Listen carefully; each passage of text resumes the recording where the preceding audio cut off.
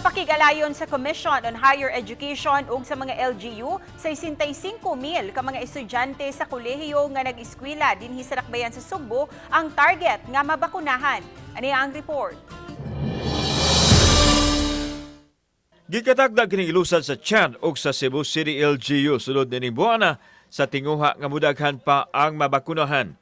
Pagpangandam usab kini kung ugaling tugutan na sa hingpit ang face-to-face nga klase sa mga tinun-an sa kolehiyo.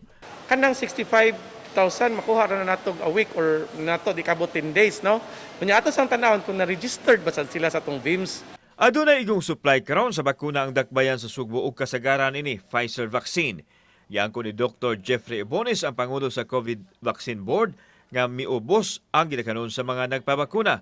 Lakip sa natanaw nga hinungdan mao ang pagduha-duha sa mga tao nga magpabakuna. Adunay 378,943 ang nabakunahan sa first dose ug 324,956 ang second dose.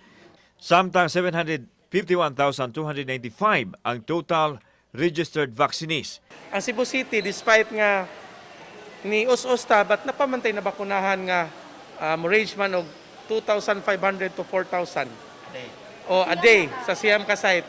Meaning, daghan-daghan pa na siya. Nagpadayon usab ang registration sa mga nagedad og 12 hangtod sa 17 anyos. Sa Cebu City nga pwede maka-avail sa bakuna o gipaabot na lang ang go signal sa nasudnong kagamhanan. Mukapina sa 5,000 ang mga narehistro sa maong age bracket. Kauban si Cleofer Lumayag, ako si Alan Domingo. Balitang Bisdak.